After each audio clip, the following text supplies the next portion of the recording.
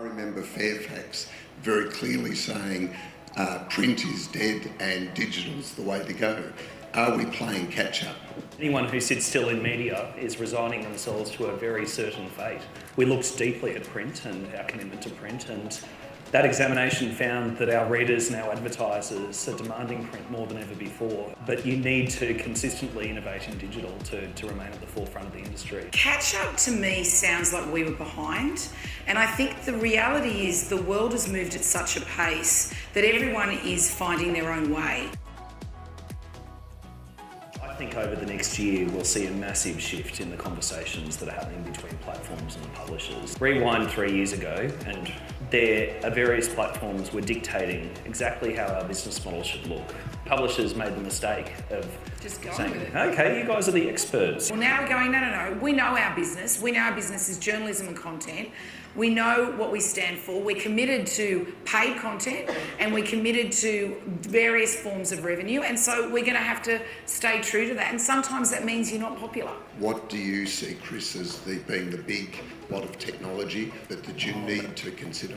For me, it's constantly evolving and adapting to the way audiences are consuming content. I think for us, there's probably two areas. The first is data. The second area that I'm pretty passionate about is not AR, but AI. For me, journalism is about the opinion, the attitude, the tone, the storytelling.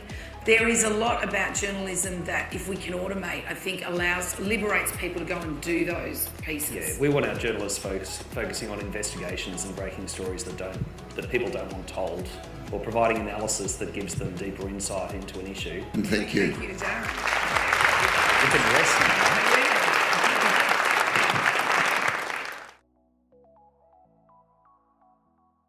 We've got a special panel now called Breaking News. Darren Woolley's going to moderate it, but he's lost his voice, so he'll be doing sign language. We have Chris Janz, Managing Director of Fairfax Media's Metro Publishing Division. Chris has more than 20 years' experience, which seems ridiculous to me because he doesn't look that old, building market-leading digital media businesses. In his current role, he oversees the Australian Financial Review, the Sydney Morning Herald, the Age, Brisbane Times, WA Today and Fairfax Life's media brands, Traveller, Good Food, Essential Baby and Essential Kids. Nicole Sheffield, my old pal, Chief Digital Officer of News Corp Australia. She does other things too, doesn't say so here though.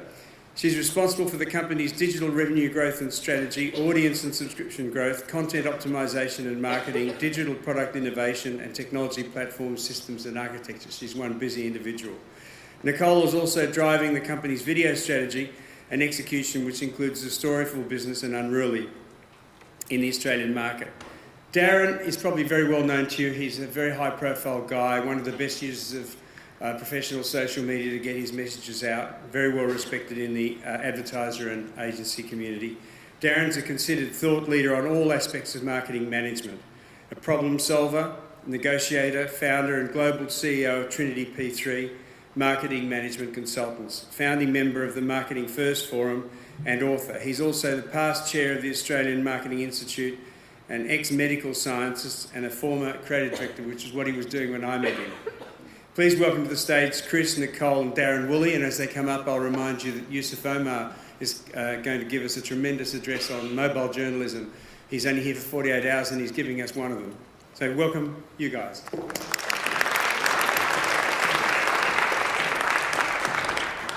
I actually have a bone to pick with Peter. Why is he saying that Chris looks young and I'm an old pal? I mean, that was a really crap introduction. Tell us what you really think. Yeah. Well, while we're... He's lost his voice. Excuse me, my voice, or lack of it. It'll come and go. But while we're having a bone to pick, I have a bone to pick with the topic. Because when I read breaking news, I was looking for the hashtag and the 140 characters that is usually associated with breaking news. And Nicole, I believe you have a problem with the multimedia aspect of the topic. Yeah, well, I read it and I was like, multimedia. I worked at Telstra Multimedia No, this actually proves Peter's point 25 years ago. But I mean, it just seems like it's a term that kind of feels old school, because for us, we are in news media, in the media that we work in, everything is multi-platform, I just think it felt like, well, we're just talking about what we do. Are you comfortable with the topic, Chris? I think we've moved on so far since then that it's going to be a good chat. Okay, well, one of the reasons for my loss of voice is I spend way too much time on aeroplanes watching movies, and there's a new Shirley MacLaine movie being previewed called The Last Word, and in that is a man who has inherited his father's newspaper, and he's the publisher and editor, and he's explaining to the staff how times are tough. And who would have thought in 1995 that this internet thing would actually take off? And all the staff just look at him and go, we all did except you. And I'm just wondering, and I want to put to you first, Chris, because I remember Fairfax very clearly saying print is dead and digital's the way to go. Are we playing catch up? I think in the game that we play, you're constantly playing catch up, and anyone who sits still in media is resigning themselves to a very certain fate. We did go out to the market about 18 months ago and say we will look at all aspects of our business under a very fine lens, and we looked deeply at print and our commitment to print, and that examination found that our readers and our advertisers are demanding print more than ever before as a medium. But that said, the global trends, I think, are undeniable. Fewer people are reading newspapers every year, year on year, and they're our most loyal audience. They're also our most loyal advertisers are in print. But you need to consistently innovate in digital to remain at the forefront of the industry, and that's what I think. I think Australian news organisations, punch well above their weight in that regard, and we should be very proud of it. So, Nicole, what have the publishers been doing as far as playing catch up? What are some of the initiatives that you can share? Well, look, just on that point, I absolutely agree with Chris. I think catch up to me sounds like we were behind, and I think the reality is the world has moved at such a pace that everyone is finding their own way. And so you have to find your way as an industry. So people that traditionally our companies competed with each other like there was no tomorrow, we were competition, and actually now we're partners in many, many instances, and we're collaborating on many, many things. And and I think the thing about catch up suggests that we're actually trying to follow, the tech giants are leading the way and we're catching up. That's actually not the way we perceive it. I think that our commitment to journalism and to content is more profound now than it's ever been, because Australia's need to read our content and desire to read our content on any platform is greater than it's ever been. I mean, I look at even my own children, their consumption of news is not a chore. When I was young, watching the 6 o'clock news or reading the paper was like doing homework. You had to do it because your parents, you've got to know what's happening in the world. Well, that's not a choice. They want to be informed. And I think for us, that's the role we now play. That means we have to use our tools and what's available to us, our social media footprints, our technology. All of those things mean we have to change the elements of our kind of journey, and our journey will be different. But I don't know that we're catching up to anyone. I think we're forging our own way. So as part of the media, though, why does it appear from the outside that publishers have been particularly poor at communicating this constant innovation? Because what we read about is things like cost cutting and trying to make it work rather than actually being proactive and innovating, which is what you both said. I think as organisations ourselves, we need to take responsibility for some of that narrative. Yeah. And switch what we talk about from being an industry that's in certain decline to one that is innovating and investing in growth. And you look at the investment of both news and ourselves, we invest hundreds of millions of dollars in journalism across very big newsrooms every year. And yes, those newsrooms are not the size and scale that they were when they were producing newspapers that were 300 pages thick and a small weapon over the front lawn. But we continue to really invest in journalism in a way that no one else is in the Australian environment. And That's really important, and that's, I think, the conversation we need to be having around our investment, around how we are growing, rather than looking towards a day where we no longer exist. It's not interesting at all. Yeah, I agree. And look, the reality is we're in complex businesses. We don't have 1, 2, 3 or 4 like products that we're producing in a similar way. We have got, it's a complex business. So that complexity with it causes different types of conversations, and we can't help but, think of the good old days and talk to that. And I think your point's right, Darren. I think that causes the view that we're not investing and we're not innovating, and I think that's not the case at all. I mean, I've certainly found my time in media now I'm learning 10, 20, 30 things a day and constantly thinking through different problems and solving things. There is no formula. And I think, for us, to Chris's point, we're not just investing in journalism, we're investing in this country. And I think, we're iconic Australian companies, and there's a lot to be said for that, because when we are employing people, we're employing Australians, we're trying to keep as much of that in this country, and we're creating content for people in this country. That's very different to a global tech giant or a platform that really is a distributor and has global scale. Now, that comes with a whole set of challenges, because, how competitive you can be on a local, national scale versus a global scale is very different. And I think, and with that comes different kind of trade-offs. And I think that right-sizing our business, for want of a better description, rather than cost-cutting, really is the norm now. But I think that's the nature of just the evolution of media. And it's not just, print, digital media. I think it's all media. And we shouldn't apologise for being disruptors and disrupting our own business models. I think you look at the global technology giants, they're really successful because they're constantly questioning the status quo. Yeah. And I think in media in general, we have been truly apologetic for disrupting our own business models, but it's necessary and actually leads to bigger, better organisations. But that's the point, isn't it? That the digital disruptors, the big duopoly, have actually been driving the agenda around talking about the category that you exist in, and that the voice of the publisher has largely been lost. I mean, I think you're both members of the IAB and foundation members, and yet when people think about the IAB, they think about the Facebook and the Googles of the world, and not the publishers, who are the ones that actually were instrumental in founding it. Yeah. Look, I think we... so firstly, I don't think they talk about journalism. I think they react to headlines because we are very openly talking about the fact that we are investing in journalism and they are aggregators and distributors of content. They do not have newsrooms. They do not invest in newsrooms. So it is we have very different business models. There are areas where we definitely compete, and particularly in the advertising category. There are areas where we're both customers and of theirs because we use some of their tech platforms. I think that has definitely confused the conversation. But I think from the perspective of, are we vocal enough as an industry? I think as an industry, as part of the IAB, we are definitely vocal, whether that has been about advertising standards, that's been about measurement. Measurement is incredibly complex.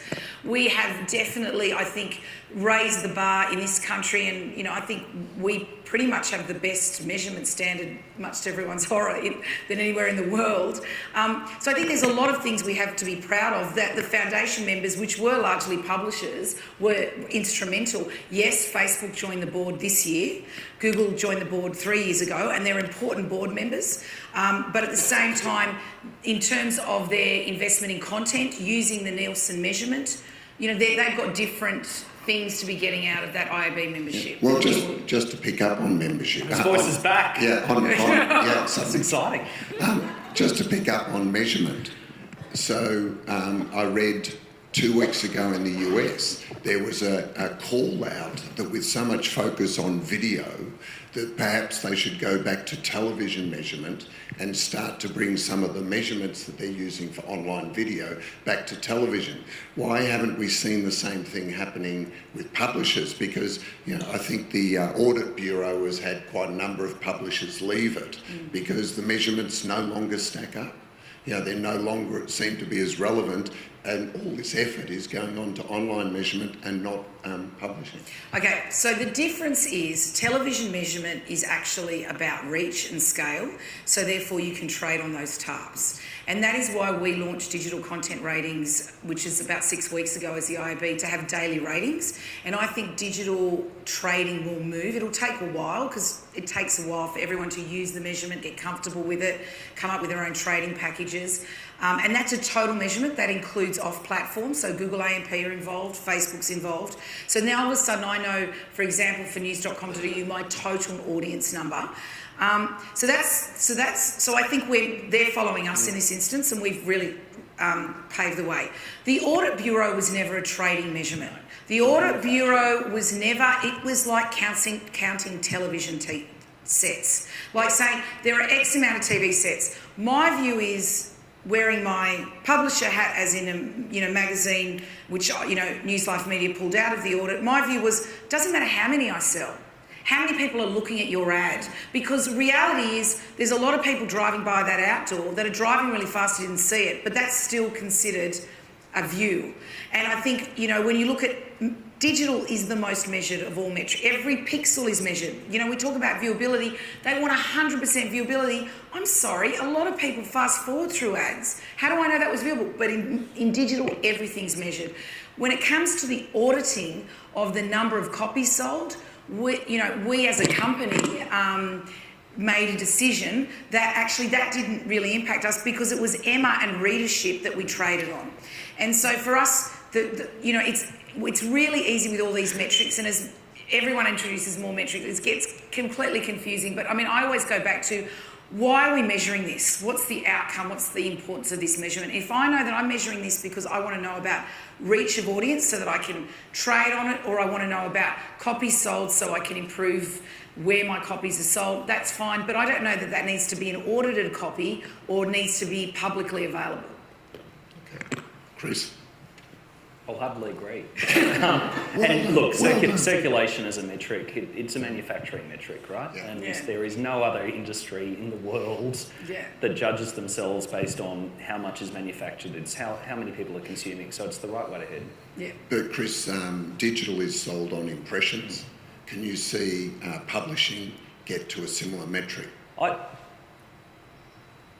I think digital actually, the way that we're measuring, it's being sold based on reach and readership, and it's much the same in the rest of the publishing world and the same in the television world. It's viewability that is the big question right now, and that crosses across the whole industry, but digital I think is held to a much higher standard and that's not a bad thing. I don't know. There's some days I think it is. Depending on the minute. It's not a bad thing to hold yourself to a very high and measurable standard, but I think people need to understand the reality that the metrics are different in each form of media. And I think for publishing it would be terrible. Because there's no way everyone reads every single bit, that they don't flick through. We know people put sections aside. I know when people are flicking through a magazine, we like to say they put it back, If you measured every single page that was viewed, every single impression, I think you'd find you wouldn't be in a better position. Right.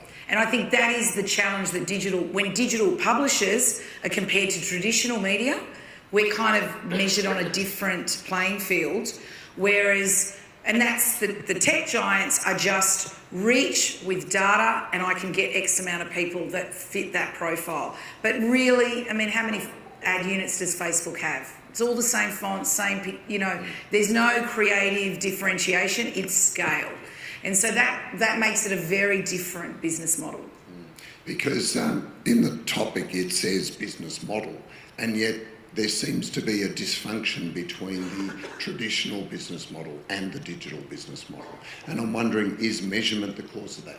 It was that the more audience you had, the more revenue you could attract to your business. That doesn't seem to apply as much now. Look, I think in digital, you mentioned digital being bought on impressions, and I actually think the conversation needs to change in digital and is changing in digital to buying audiences in a safe and trusted environment. So the benefit and the beauty that we offer people, both News, Fairfax and the other digital publishers in market, is we not only can target a particular audience with a particular message at a particular time, we can layer on data and also layer on a trusted contextual environment, whereas Facebook, you may very well be the ad that appears between a live video of the attack on Westminster Bridge and someone's racist rant.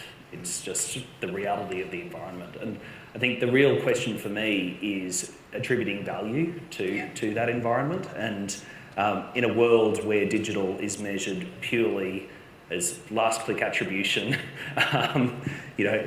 and environment and context doesn't matter, you have people putting brands that they've spent decades building at risk. And it's a conversation I think we need to be having as an industry, and one where the environments that we produce really produce stellar results. And I think the thing about digital, you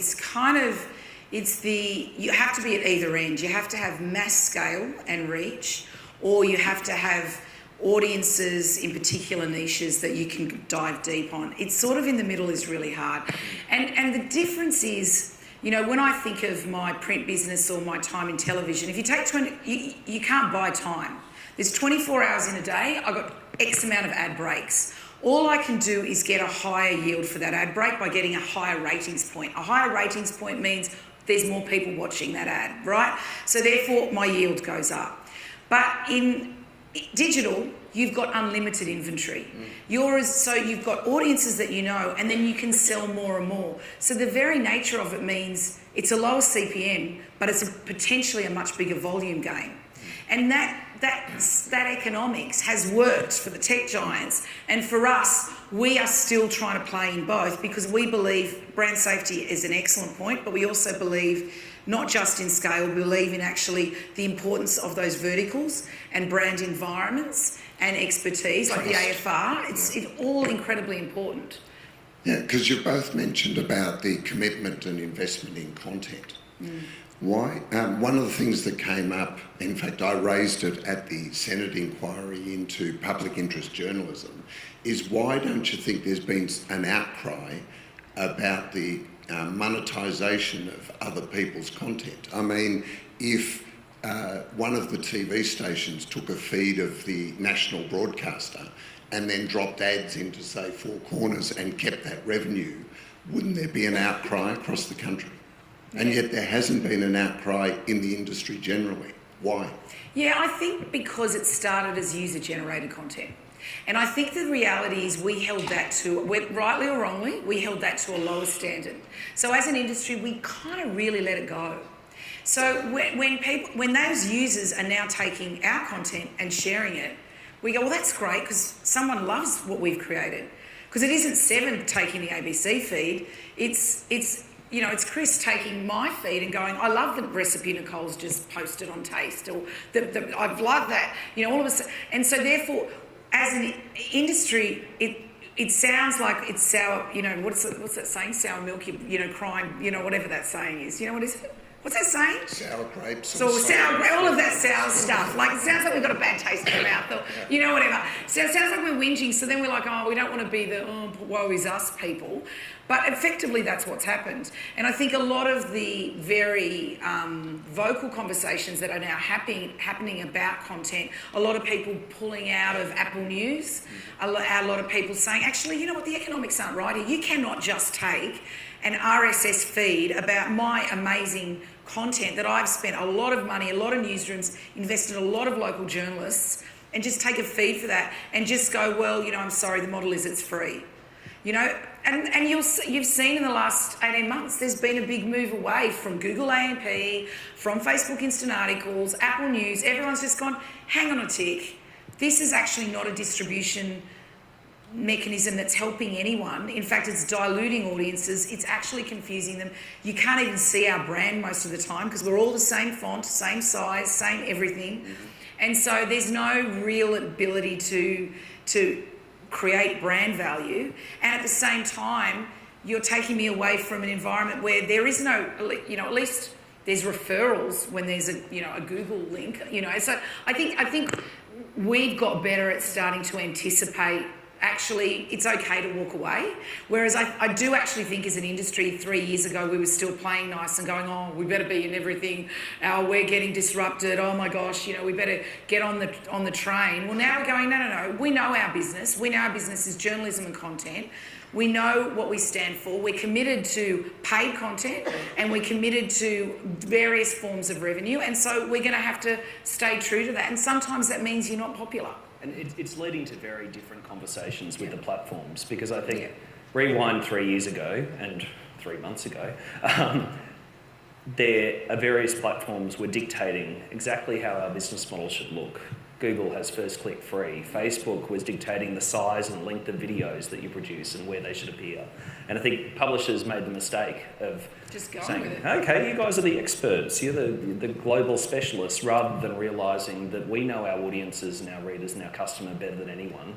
And we have massive audiences, bigger than the audiences that have ever visited our products, consumed our mastheads in their histories. And for us, it's 186 years, right?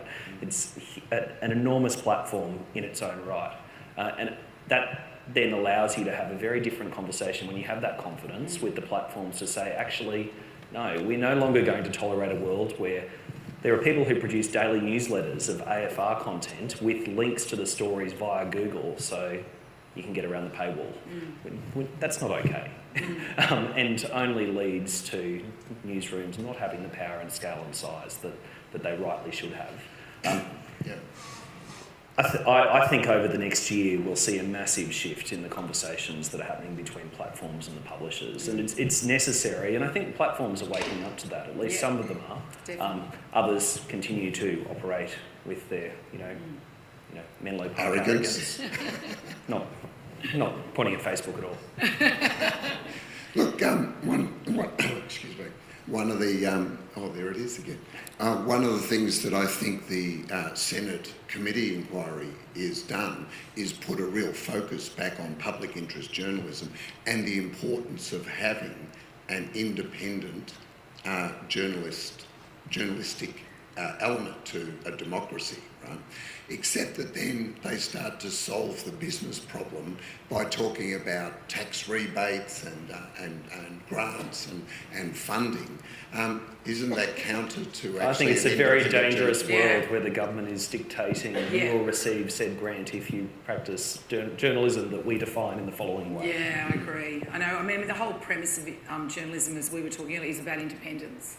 And we don't always love what necessarily our journalists write, but we allow, we want them to do it because that's what our country's about. And I think if the government starts funding with conditions, that's a slippery slope. Very dangerous. I think that there's plenty of things they could do in media reform that they should be focusing on before trying to fund and provide tax concessions for certain things. We started this conversation talking about catch-up, and you both took the point of view that you're constantly iterating and innovating. What do you see, Chris, as being the big next changes or the next lot of technology, or it could be currently here, but that you need to consider? I don't know, is the short answer, because if I knew what was coming up next, I'd be a genius and worth a lot of money. Yeah, that's right. But for me, it's constantly evolving and adapting to the way audiences are consuming content. And we've undertaken a project at Fairfax over the past 12 months where we've relooked at every aspect of our business model and the way that we operate. The net result of that is an entirely new publishing platform, top to bottom, that changes the way we think about product that we take to market, from being once every 3-6 months we'll release the next version of our website to it's a daily test and learn, and we need to have the agility to match our competitors on a global basis, and the 3-man startup in Surrey Hills too as well. And I think as an organisation we're adapting and changing very quickly to allow us to respond quickly to the what's next that we don't know is there yet. And that's not necessarily the way publishing's traditionally operated. The newspaper model was very set in a certain way for hundreds of years. Yeah. The digital game's totally different. And Nicole, what do you see? Virtual reality, augmented reality? Yeah, look, I think for us, there's probably two areas that we've really focused, I guess, the last year on, and I see as continues to be big investments and focus. The first is data.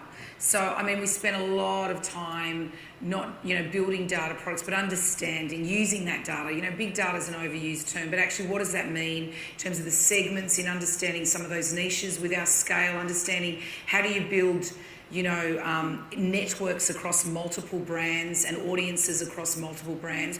And I think as that data evolves, how do you then start matching our data with advertiser data? How do you think differently about the services you're offering? Because you're no longer just an advertising platform. You're not just a marketing message. You have to think differently about the services you're not just offering clients, but the services you're offering consumers who are choosing to pay for you, or even if they're free consumers. So I think for us, that's a really exciting and definitely our biggest investment, and has probably been for the last year. I think the second area that I'm pretty passionate about is not AR, but AI. And I think that some of the real newsroom transformations that we're seeing is thinking different. That isn't that bots are taking over, that the robots are going to be the journalists, and 90% of what's going to be written is actually going to be, just standardised or created by an algorithm. That's actually about being smarter about how we use artificial intelligence to capture some of that information. There's a lot about journalism that is quite manual. And if we can start to automate that, the example that I give is that, we used to have crime reporters in most, courts in the country. The local crime beat. We can't afford to do that anymore. But that doesn't mean that crime is still not a really important and interesting area for our readers. But we have to think differently about how we capture that information. And that's all on public record. There are algorithms that can determine what is popular, what is trafficking, then determining that this type of story seems to be breaking here. So that means we can send a journalist to there now, because that's going to be of interest, and they can actually, I think using tools are not about going back into the newsroom. It's about using those tools out anywhere you are, and not just about the product performance of our sites, although I completely agree. It's also about the number of times we're publishing. It is 80 times a day. It should be 180, 300 times a day.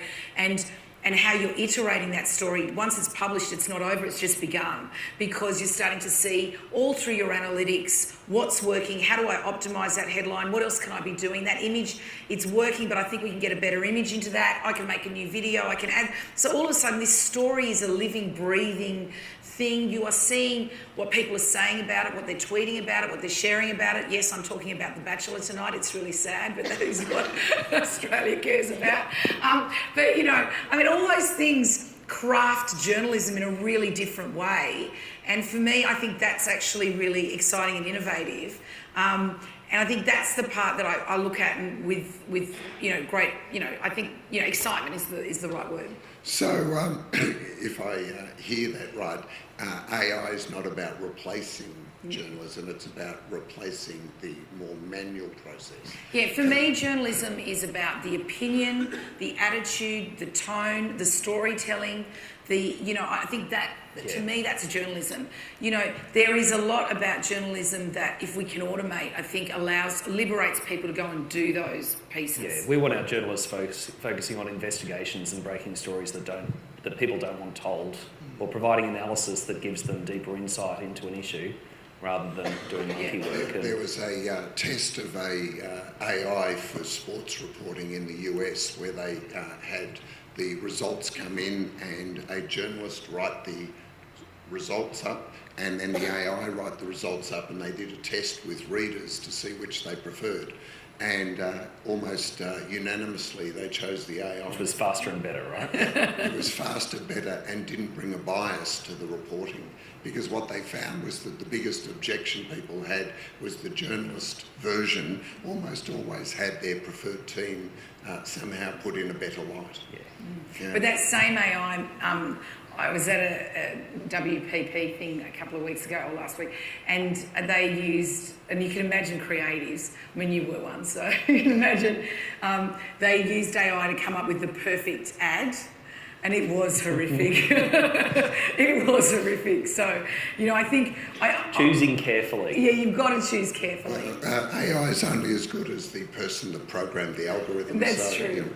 Okay, I think if we take some questions from the floor, is there any questions that you'd like to put There's one there. to, just here?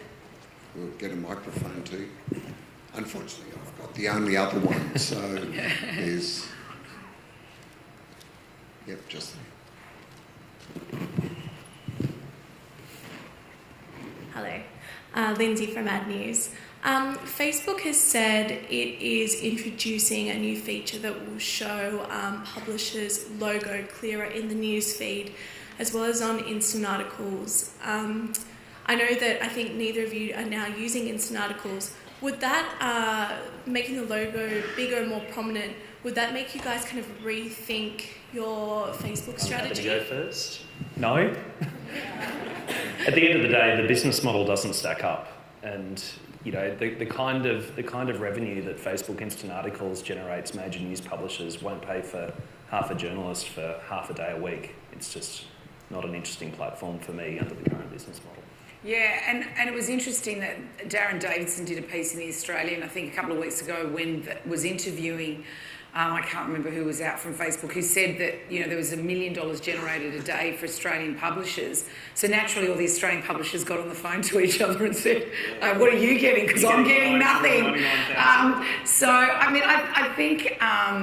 I think for us, there's a lot more than the size of a logo. Really, when our content is very valuable, and I get that the revenue model might take a little bit of time. We're, for example, quite active with Snapchat. That revenue model's taking a bit of time, but it's a new audience. We're allowed to customise it. It's a different type of content feed. We'll keep seeing and playing with it and seeing if that can happen. But I think if you are pretty much everything else about your brand is the same as everyone else's, there is no revenue stream. And to be honest, there's no traffic referrals, Lindsay. I mean, at the end of the day, there has to at least be traffic referrals back to the core creator so we can monetize it somewhere. And if I'm not getting traffic referrals, I've got first click free, so I'm not getting any, ad revenues. I mean, I just think on any level, it's not enough. Short of some sort of revenue sharing, perhaps. Yeah, I mean, I think there's a lot of different ways they can go. And I think, they've definitely been vocal about trying to come up with a subscription model, and I think we're all really supportive of that. But, if that subscription model means they own the customer and the data, they take a fair click of the ticket, they then own largely, that content is actually the same content that we're getting at a higher premium, makes the model hard to determine. Yeah. 100% in that direction. So it'd be fair to say the business model still for publishers is the vast majority of cost is associated with content production. Oh, so, yeah. Yeah. Absolutely. So that's why the aggregators don't have that cost. Yeah, absolutely. Much more profitable. Yeah. Yeah. Any other questions from the floor?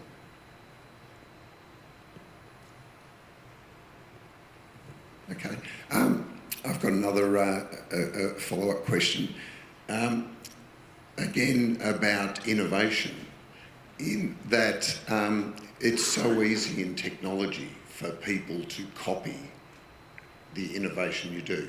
Whereas in traditional business, you could have a period of time where you have the benefit of your innovation. Is that one of the issues that is affecting publishers, in that as fast as you innovate, a Google or Facebook can improve or copy that? Look, I don't know for your position, Chris, but I don't really worry about what the rest of the industry is doing. I'm worrying about my customer, because the reality is this is a very powerful device, and this means that I've got X amount of apps that she's choosing, and I'm using she because I like to believe all my customers are women because they're smart. And so, she's thinking about this. She's got apps to choose from. Her son wants the games. Really, for her to spend any time with me is an absolute privilege. And same for the printed product. That is a privilege, because the thing that she has least of is time. And so, for me, our businesses are innovating constantly about, allowing her to spend more time with us, which means that for some instances, for some of our products, the articles are 250 words, the headlines are going to be snappy. I know that she might come 8 or 9 times to me a day, but really she's only going to consume 1 or 2 pages because it's a swipe away from going to the next environment.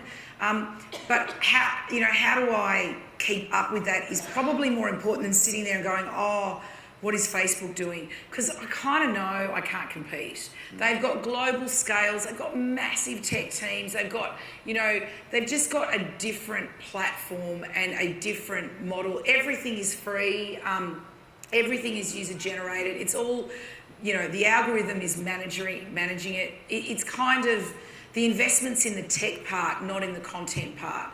And so for us, we're thinking all the time, well, the reason someone is choosing to spend time with us is not because, yes, we have to be fast, yes, we have to be easy to get to, all of those things are just given. They're spending time with us because of that content. Mm-hmm. And so that's actually where, but we've always been in the business if Fairfax breaks a story before us, we're like, what? Oh my gosh. And similarly, or Good Food has a great month and I'm sitting there at Taste going, what did they do differently? There's always that natural competition and that natural innovation, but I don't think innovation alone is really, competing doesn't really give you an advantage, I don't think. No, we compete on quality content, and our entire business is built around quality content, right? I think speed of a website and a great user experience on a website or in an app is just basic hygiene for us. Yeah. Whereas for a Facebook, it's their reason for being is that app experience. For us, the reason for being is that we add value to people's day through telling them news that they otherwise wouldn't have access to. So Chris, Nicole mentioned before about looking at data and how important data is. Fairfax going down the same path because the next big digital disruptor is going to be Amazon, who are the kings of data collection and the customer experience. The next big digital disruption is going to be voice, but that's a whole... Just to rub it in. Yeah, thanks to Amazon and Google Home. Look, for me, there's 2 streams there. There's the commercial stream where we're using data to send the right advertising message to the right person at the right time and really drive an audience sell rather than a straight environmental sell. And then in the newsroom, I think, we have journalists who are addicted to page impressions as a metric, and I think data needs to inform their decisions, but news judgment is so much more important than anything else, and that's what we pay them for. And it's a case of changing the metric from being straight page impressions and volume, which encourages a certain type of behaviour, to being a metric that's focused on how much value we're adding to subscribers, how engaged those subscribers are, the people that are paying for the journalism, rewarding them, which then in turn I think leads to a better quality product. So a lot of our focus is on how do we use data in the newsroom? What are the metrics that we're using in the newsroom to drive success and drive a better editorial package digitally? That, the reality is a growing subscription business, and we have one that's growing consistently month on month, every month, will sustain this industry so much better than display advertising ever will, which tends to be lumpy in its very nature. So we're really focused on that. Because one of the things that both Facebook and Google have said in their contribution to journalism is that they've created a business model that allows for the public to become journalists. What do you think about that? We saw the result, didn't we, with the US election? Pretty crystal clear that doesn't work as a model for global democracy. And also it doesn't work as a financial model because very difficult. You guys also, apart from carrying the content production through journalists, there's a huge amount of risk associated with that as well. And I kind of think it dismisses the craft and the actual expertise that journalists have by saying that, everyone can be a citizen journalist. Everyone can have an opinion. I think that's really important. But to say they're a journalist is quite specific. It's like saying everyone can be a doctor because I can Google things Google things, and my mother's always telling me, there's always something wrong. I've always got a rash. There's always drama. She's no doctor, right? Google has not made her a citizen doctor. I feel like when those statements are made and those programs, it kind of diminishes the craft. So there's still a strong commitment to quality journalism from both the publishers here. That's the core of our business. Yeah, it's what we do. So are there any journalists in the audience? Lindsay, Lindsay. So what is the future? Because again, you hear a lot of people talking about talking down the profession of journalism and encouraging young people not to enter it as a profession. But is there a sustainable business model in your belief? But you know what? It is true that a lot of people speak down. But you have a look at the university interest marks for communications. It's still a very popular course. Media is still something that, and which I think is wonderful. It's a reflection of the independent thinking, that people actually are curious. They want to find and discover, investigate. The core essence of that is really important values for society and for democracy. And I think that's exciting. I think the business model as we know it has changed, and I think that if you're a young person going into the profession or to studying it, yes, how you'll be working, where you'll be working, who you'll be working for will be very different. I suspect most people will not exist today, and the role that you're probably doing doesn't even exist today. But I mean, you can say I still think that there is a very, very strong profession there. I just think that the economics change. I actually think the question's more about advertising. Actually, what's the role of advertising in funding journalism? What's the role of advertising in agencies and that area? I think who has actually monetised that content and found ways to create content around that content they could sell at premiums. That's going to be really interesting, because as we do add data to our content and make our content smarter and reach more people and do different things, those services and those client relationships I think change significantly. But I don't think it affects the written word or the image or the video or the voice or whatever the new form of that communication. People will still need that. Society needs that. And I think we've got to go back to not confusing all of the elements that used to include media in our past may change, but content creation and journalism I don't think will. I think it's the focus of those newsrooms that changes. And if you look at how newsrooms have operated over decades, our newsrooms, a lot of what they've done has been paper of record content.